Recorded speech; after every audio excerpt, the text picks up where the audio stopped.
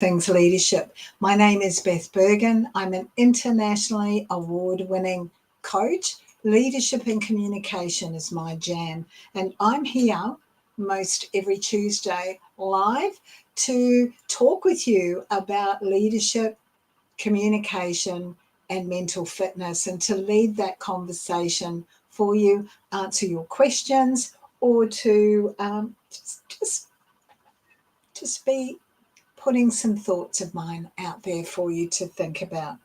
We've been talking a whole lot over the last few weeks about communication and the role that communication has in leadership.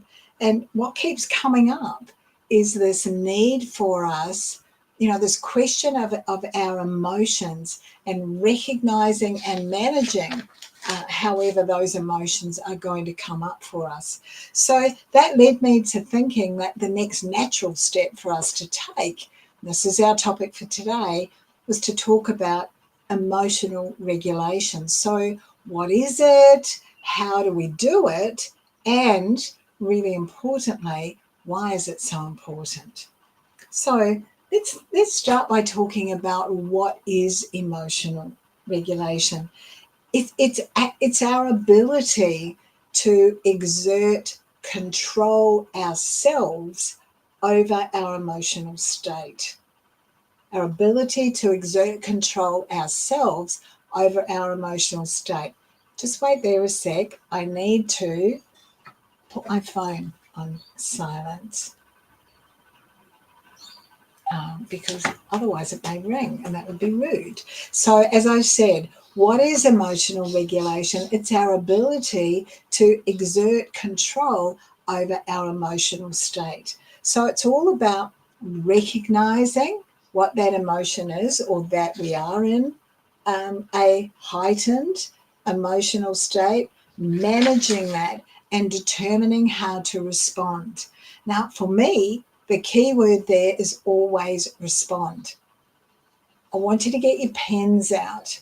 If you don't already have a pen, grab a pen, because this is a quote that is so powerful. It really is an impactful quote, and I'd like you to write it down. The quote goes like this: when you cannot control what is happening, challenge yourself to control the way you respond to what's happening. This is where your power is. This is where your power is. I'll say it again. When you cannot control what's happening, challenge yourself to control the way you respond to what's happening. This is where your power is. Now, as a communicator, sometimes it's about making sure that the power sits with you so that you know what's going on. I love this statement because what it tells us is that when our emotions get out of control, when they're all over the place, what we actually need to be looking to do is to manage those emotions, that emotional regulation that we're talking about today, so that we're able to respond. Now, if you were to Google emotional regulation, there's lots and lots of different models about this. There's been a lot of research done about it and a lot of papers written about it over the years. What I need you to do is to think about how we can simplify this. So I've simplified it for you into what I call my 3R model of emotional regulation. And it comes down to these 3 words. Now, I've done it like this to keep it really simple for you. These 3 words. The first one is recognize. The second one is reflect. And the third one is respond. So let's look at each of those. The first thing to do to manage your emotions is to recognize. You start by being really curious and having an honest approach to the whole thing and identifying what are the things that others might be doing that are actually triggering you. Is it that you don't want your team to start talking about the figures in the budget because you didn't feel so confident at maths? Is it that you don't want everyone else talking about how well they're doing at the gym or with their daily running because you are you're not a runner, you've tried and it just isn't working for you? So is it that? Are they the triggers? Often they come from the silliest little things, but until you actually recognize them and you're curious about what they might be and you're really honest with yourself, they're not likely to be identified. Now, the reason it's important to recognize what our emotions are is because once we know what the emotion is, we can look at managing it. If we're still cycling around in our brain trying to figure out what is this emotion, it makes it tougher for us to do that. The first thing to notice is, and notice what you're noticing about your own physical response. What are you feeling in your body? What impact is this having for you? And then tune in to that emotion. What is the emotion? And can you name it? Because quite often we circulate around 2 or 3 different emotions. Are you sad? Are you disappointed? Like emotions are on a spectrum. There's furious, starting out with, I was slightly irritated. And there's that huge spectrum. So be aware of what is that emotion and how can you name it so that you've got a level that's attached to it. The second part of the 3R model of emotional regulation is to reflect. Now, emotions happen really fast. They often hit really quickly. And so this reflection time is kind of like a pause between the trigger, where you're recognizing that you're being triggered, down to the response, the decision or the choice to make a response. So this reflect time can happen really quickly. Reflect time doesn't mean you have to take a physical time out, although sometimes that can be really useful. But it's just that time in your brain where you're pulling everything together and you're managing those emotions. So think about, what is the story that you're telling yourself? Are you telling yourself that everyone wants to talk about the gym because they know you're not so good at it? Are you telling yourself they're only bringing up the budget figures because they know I don't feel good around this? I wasn't good at maths.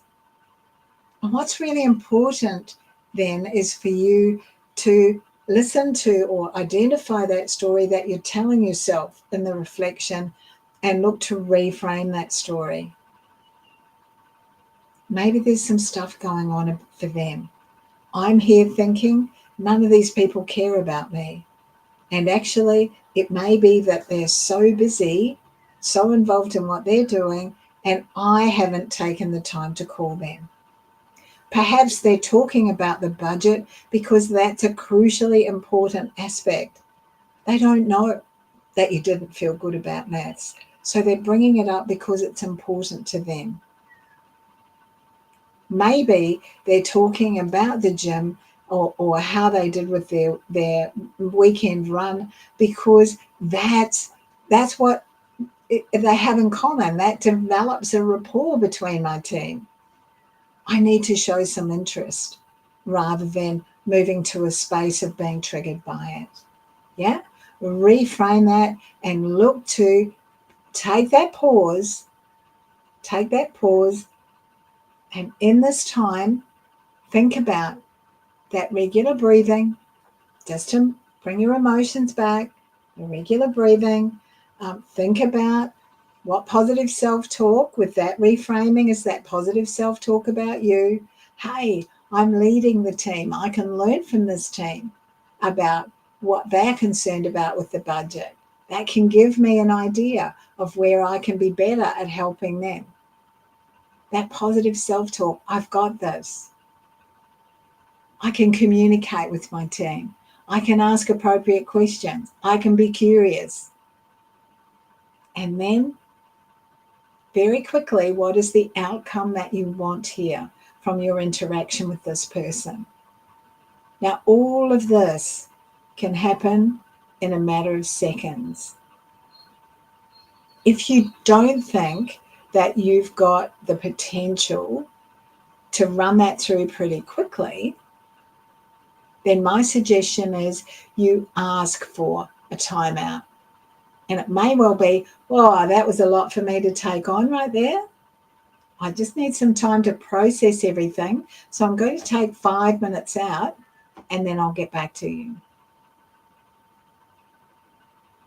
Think about it from that perspective, because what you're choosing to do is to respond, and that's where the power is for you. Now, your response may be initially to ask for that timeout. Yeah? So think about the outcome that you want and plan for that, and keep breathing. Keep breathing. Keep breathing. I've got breathing in really large letters on the wall of my office. It's important to keep on breathing. We forget to do that sometimes, don't we? Especially when we get, our emotions are rising and we're wanting to do what we can to manage the situation. The third aspect of the 3R model of emotional regulation is to respond. Now, this becomes a choice for you, and that is where your power is. It becomes a choice. You're choosing to respond. Make sure that it's assertive, that you're direct, and that you're minimizing the emotion in what you're saying. Respond. The other thing that's really powerful in a response, whether it's been a positive response or a response that may be regarded to be negative by the person that you're sharing it with, is to smile. Smile. Say what it is that you need to say, smile, and then move the conversation on. One of the things that we often do is we sit and we wait for them to respond or react. Move the conversation on. And that way, they can process if they choose to. If they want to come back to it, they can. So there's some tips for things that you can do. The 3R model of emotional regulation. Now, why? Why is emotional regulation so important? Well, it helps you to navigate your life. Things will go smoother if you're not allowing yourself to be controlled in an up and down of your emotions. You manage your stress better. You're not going to let your emotions get the better of you. Those difficult conversations that you have to have when you're leading teams, those performance-based conversations, they're easier for you to have because you're managing your own emotions around it.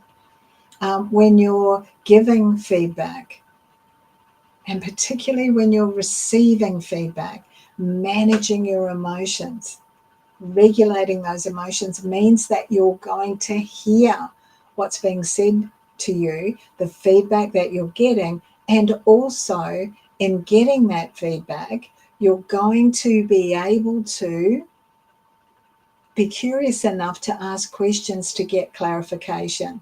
Because if you don't get that clarity about feedback that you're getting, our gorgeous brain starts to overthink things. We ruminate about something, and before we know it, we've imagined all sorts of things that aren't actually real. If you can't manage your emotions or regulate your emotions, it really hurts you. Chucking a dummy spit, doing a tantrum, whatever you want to call it, on a regular basis, it's not useful for you in your personal life or in your working life and career. But it also hurts others. Others are impacted by your inability to manage your emotions.